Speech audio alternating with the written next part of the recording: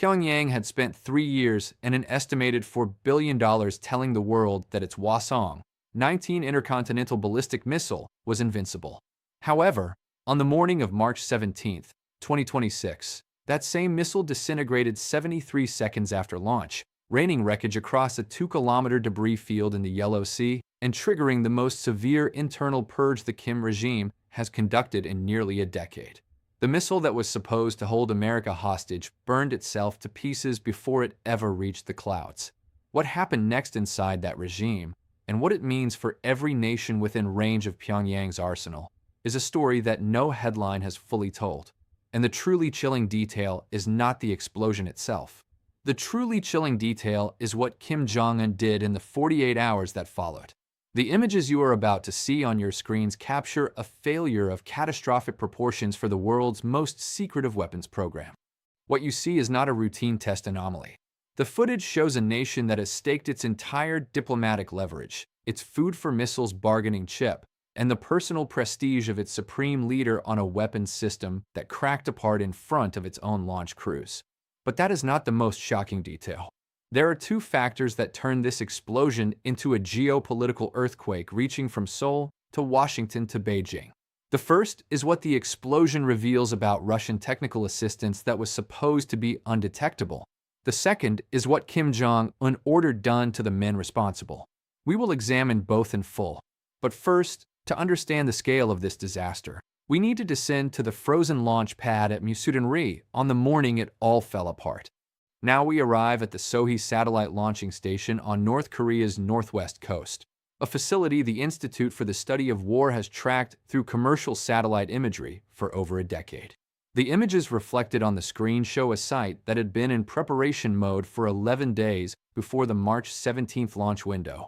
Transport vehicles, fuel handling equipment, and what open-source analysts at the Middlebury Institute of International Studies identified as a full Hwasong-19 erector assembly were all visually confirmed at the pad by March 14th. This was not a surprise test. This was a demonstration. Pyongyang had notified China's People's Liberation Army Strategic Support Force through back-channel communications that a successful launch would be announced within 48 hours, according to reporting from Radio Free Europe's Seoul Bureau. The intended audience was not just Washington. It was Beijing, which had grown visibly impatient with the pace of North Korean technical development despite the estimated $1.2 billion in dual-use components that had moved through Chinese intermediary networks since 2022. Kim Jong Un arrived at the command facility personally. That detail, confirmed by South Korean National Intelligence Service tracking of his official motorcade, tells you everything about how much he believed this launch would succeed. The Hwasong-19, which Pyongyang first revealed in a state media parade in November 2023, represents the theoretical apex of the regime's liquid-fueled ICBM program. According to analysis from the Center for Strategic and International Studies Missile Defense Project, the Hwasong-19 carries a throw weight estimated between 1,000 and 1,300 kilograms, sufficient to deliver a thermonuclear warhead to any point in the continental United States at ranges exceeding 15,000 kilometers. The missile employs a maraging steel casing on its second stage, a manufacturing technique that North Korean engineers have reportedly struggled to replicate domestically since acquiring partial design documentation through illicit procurement networks operating through Vladivostok and Dalian. The propulsion system uses a cluster configuration of what Defense Ministry assessments from Seoul describe as modified Soviet-era RD-250 engine derivatives, the same propulsion lineage that powered early Hwasong-15 tests before Russian technical teams began providing hands-on guidance beginning in late 2023. That guidance, which United States Strategic Command formally assessed in a January 2026 report, as including at least 14 direct consultations between Russian rocket engineers and Korean People's Army Strategic Rocket Forces technicians at undisclosed facilities near Hamhung, was supposed to solve the single greatest technical obstacle Pyongyang had never overcome: stage separation reliability under high dynamic pressure. It did not. At 73 seconds into the March 17th flight, telemetry data intercepted by South Korea's 777 Command Signals Intelligence Directorate and subsequently shared with United States Forces Korea, showed catastrophic pressure loss in the interstage connecting section. The first and second stage failed to separate cleanly. The resulting aerodynamic instability destroyed the vehicle within 2 seconds. $4 billion and 3 years of Russian-assisted engineering burned into the Yellow Sea at an altitude of approximately 41 kilometers. But the explosion itself is only the beginning of this story, because what the stage separation failure actually tells us is far more dangerous than a single failed test. According to preliminary assessments circulated by the Defense Intelligence Agency and summarized in open testimony before the Senate Armed Services Committee on March 22, the interstage failure pattern bears a specific engineering signature. It matches a known manufacturing defect in a batch of precision machine separation ring components that were traced to a supplier network operating across 3 Chinese provinces in 2024. Those components were supposed to have been replaced after South Korean intelligence flagged the batch in a liaison communication to the CIA in October of that year. They were not replaced. Someone inside the Korean People's Army Strategic Rocket Forces accepted substandard components, signed off on the launch readiness checklist, and allowed Kim Jong Un to stand in that command room believing his missile was ready. That is not a technical failure. That is a systemic corruption failure inside a nuclear-armed dictatorship. And that distinction, which Western media has almost entirely missed, changes the strategic calculus in ways that have general staffs across 3 continents running new threat models right now. We will return to that calculus.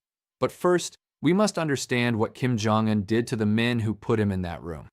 By March 19th, 48 hours after the explosion, South Korean signals intelligence had detected 3 separate convoy movements from the Hwasong-ri Political Security Department detention facility near Pyongyang toward the Sinŭiju area, a city bordering China that has historically served as a transit point for high-value detainees being moved to remote political prison camps in the north.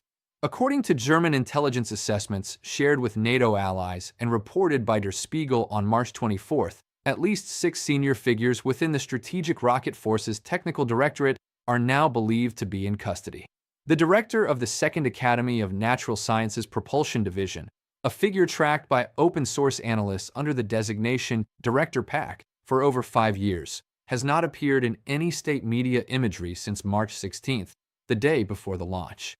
That absence, when cross-referenced with the convoy movements and political security communications intercepts, tells a story that needs no translation.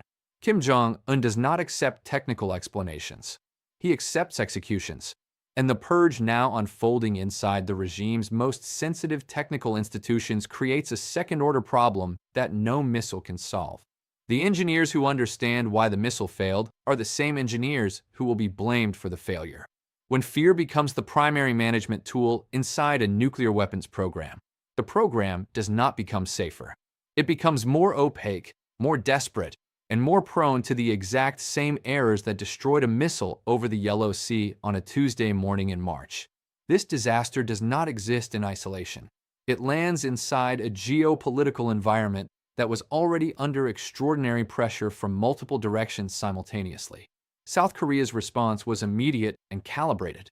Within 6 hours of the explosion, President Lee Jae-myung authorized the activation of 3 additional Patriot PAC, 3 MSE batteries in Gyeonggi Province, bringing the total active air defense coverage around Seoul to levels not seen since the 2017 crisis period. Japan's Ministry of Defense simultaneously placed its Aegis Ashore facility in Akita Prefecture on elevated readiness status. United States Forces Korea confirmed the redeployment of 2 additional RQ-4 Global Hawk surveillance aircraft from Andersen Air Force Base in Guam to Osan Air Base within 24 hours, according to a statement from U.S. Indo-Pacific Command released on March 18th. But the most consequential response did not come from Washington or Seoul. It came from Beijing. China's Foreign Ministry spokesperson, in a statement that would have been unremarkable in any other context, omitted the standard diplomatic language regarding North Korea's legitimate security concerns that has appeared in virtually every Chinese official comment on Pyongyang's missile program for the past 8 years. That omission, 3 words missing from a prepared statement, was noticed immediately in every foreign ministry in Asia. It signals that Beijing has reached a threshold of impatience with a nuclear program it can no longer reliably predict or control. Chinese trade data released for February 2026 shows a further contraction in bilateral trade with North Korea to approximately $3.2 billion annually, down from a peak of $6.8 billion in 2019. The economic leverage Beijing theoretically holds over Pyongyang is real. The willingness to deploy it has always been the question. That question is now more open than it has been in a generation. With Finland and Sweden fully integrated into NATO's collective defense architecture, and with South Korea now embedded in the expanded Indo-Pacific security framework alongside Japan, Australia, and New Zealand, the strategic isolation that Kim Jong Un has always believed protected him from meaningful pressure is becoming measurably less complete. This explosion has not weakened that architecture. It has accelerated it. The man at the center of this disaster is not an abstract strategic actor. He is a 42-year-old leader who has spent his entire adult life constructing a political identity built on the premise that his weapons program is invincible and that his personal judgment is infallible. The footage from state broadcaster KCTV on March 20th, 3 days after the explosion, showed Kim Jong Un presiding over what was described as a routine Korean People's Army command conference. The expression on his face, analyzed frame by behavioral analysts at the Rand Corporation, showed none of the triumphant posturing that characterized his appearances during successful 2022 and 2023 launches.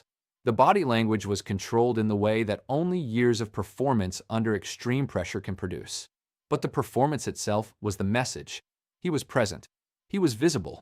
He was insisting through sheer physical appearance that nothing had gone irreversibly wrong. Inside the regime, that performance is directed at the same generals and technocrats who know perfectly well what happened and who are now calculating, each in their own way, how exposed they are. This is the psychology of a regime that punishes failure so severely that admitting failure becomes more dangerous than concealing it. The engineers who know how to fix the interstage separation problem now have powerful personal incentives to produce a working missile on the next attempt, regardless of whether the underlying manufacturing defect has actually been resolved. Speed, not accuracy, becomes the survival strategy. In a nuclear-armed state rushing its most advanced ICBM to launch under conditions of political terror is a scenario that should concern every analyst, every general, and every citizen within range of that program. Russia's position in this equation deserves particular examination. Moscow provided technical assistance it believed would produce a reliable North Korean ICBM. That missile failed. The failure is embarrassing for Russian engineers who staked professional reputations on the guidance they provided. But it is also strategically ambiguous for Moscow, which has benefited enormously from North Korean artillery shell production for the Ukraine theater without wanting Pyongyang to become so technically capable that it no longer needs Russian guidance as leverage. A North Korea that cannot reliably launch its most advanced missile is, in a perverse way, a North Korea that still needs Russia. That calculation is playing out in real time inside the Kremlin's foreign policy apparatus, and it is not a calculation that favors stability. What happens now is the question every defense ministry from Washington to Tokyo is attempting to answer with incomplete information and compressed timelines. The Institute for the Study of War assessed on March 25th that North Korea will almost certainly conduct a follow-on launch attempt within 60 to 90 days, driven by the political imperative to demonstrate that the March 17th failure was an anomaly rather than a systemic program failure. That assessment is consistent with the behavioral pattern observed after previous failures, including the April 2012 Unha 3 rocket breakup and the failed Hwasong 12 tests of 2017. The compressed timeline creates two parallel risks. The first is that a successful follow-on launch, even a marginally successful one, will be presented by Pyongyang as definitive proof of capability restoration, triggering a new cycle of diplomatic leverage demands. The second is that a second consecutive failure could produce a leadership crisis inside the regime that generates unpredictable escalatory behavior. Both scenarios point toward increased regional tension. The truly dark scenario, which United States forces Korea has reportedly included in updated contingency planning, involves a leadership succession crisis emerging from the purge currently underway. If the engineers and generals being swept up in Kim's anger include individuals whose cooperation is necessary for nuclear weapons custody and safety protocols, the stability of those weapons during any period of internal regime turbulence becomes an active planning concern for every nuclear power in the region. We are at the end of the phase where this program could be described as stable. The suddenly phase, where miscalculation or internal collapse produces an outcome no party intended, may be much closer than any of the official statements from Washington, Beijing, or Seoul are currently prepared to acknowledge. The coming 90 days will either restore a dangerous equilibrium or begin the process of shattering it permanently. The missile that was supposed to be unstoppable destroyed itself before it left North Korean airspace. But the explosion did not weaken Kim Jong Un's program in the way that a military strike might have hoped to achieve. It exposed the rot inside the institution that builds those missiles. It accelerated a purge that will make the next attempt more politically pressured and less technically careful. And it revealed that the Russian technical partnership that was supposed to guarantee reliability introduced precisely the kind of component chain vulnerability that American and South Korean intelligence had been tracking for years. The world watched a dictator's most dangerous weapon burn over the Yellow Sea. What it has not yet fully calculated is that the dictator is still there, the weapons program is still there, and the fear that drives both of them has just become considerably more acute. What are your thoughts on this analysis? Do you believe the internal purge will accelerate North Korea's program or ultimately degrade it further? Share your perspective in the comments section. Do not forget to subscribe to the channel and like this video so that analysis like this continues to reach the people who need it. Presented by TGN. Thank you for choosing us.